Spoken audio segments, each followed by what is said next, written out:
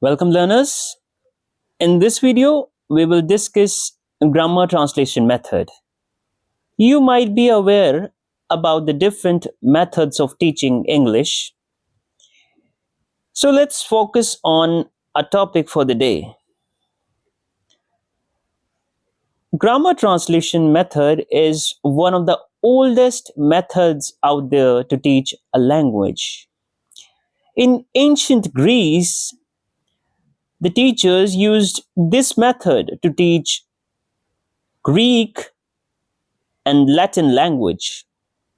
So basically, what is this method?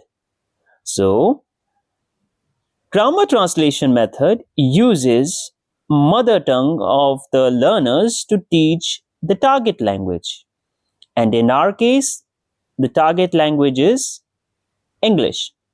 Suppose I have a student and whose mother tongue is Hindi. So, while teaching him English language, if he comes across a word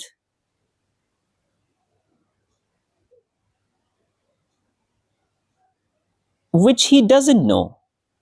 So, for example, he doesn't know the meaning of earthquake. So, I will tell him that its Hindi meaning is bhukamp. Then he instantly understand the meaning of this word.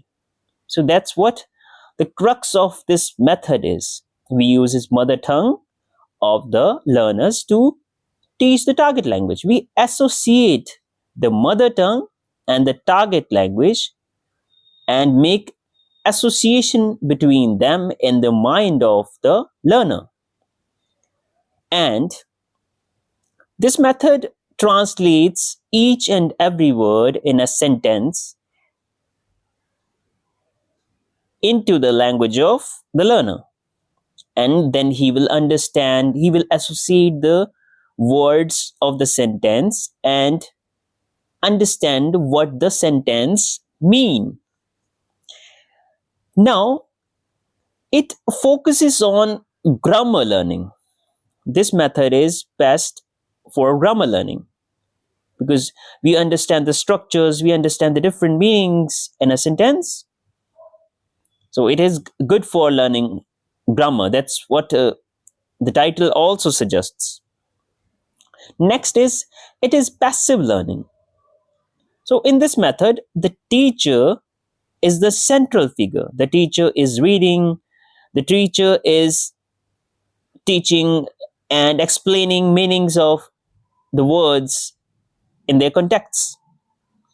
So teacher is speaking, the students they are all listening. So they are passive here. Now comes its strength. It is best for vocabulary development and reading comprehension. You might have seen that those who use this method to understand the meanings of words, they have good vocabulary and they can have good time with reading comprehension.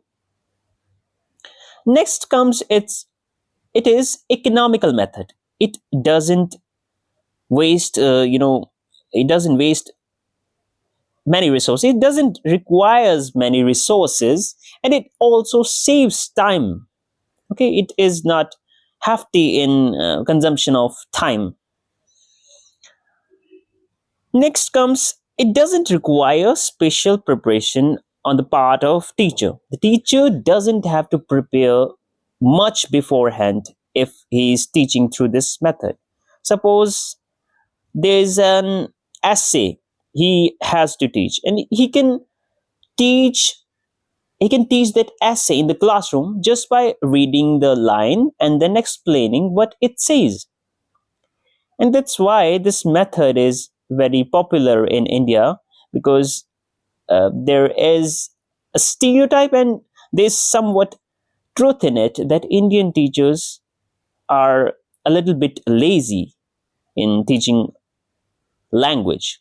They doesn't use focus on the fluency, the actual spoken fluency of the language. They just uses They just use this method to teach the basics, the grammar. That's what they do. Now coming to its demerits. It doesn't focus on the speaking part. You have seen that we are not focusing on speaking English. We're just focusing on learning the grammar part and the vocabulary part. That's what we are doing here.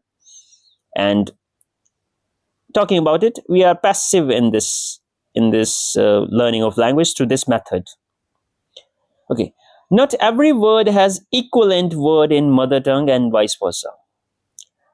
Say if we are talking about two languages, they have different cultures where there are different uh, contexts. So not every meaning of a language can have this literal equivalent in the other language.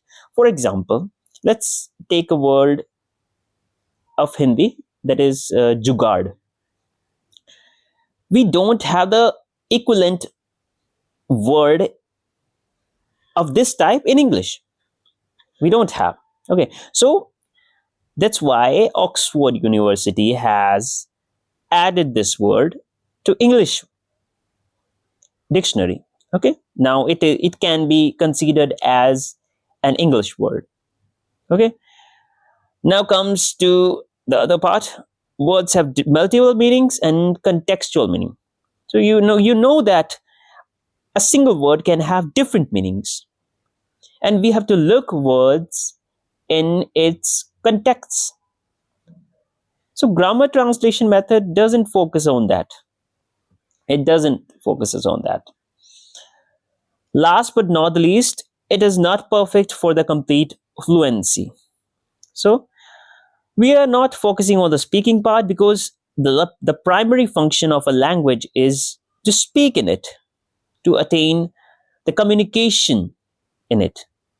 And we are not doing that in through this method. So I hope you understand something about this method in this video. That's for all now. Thank you.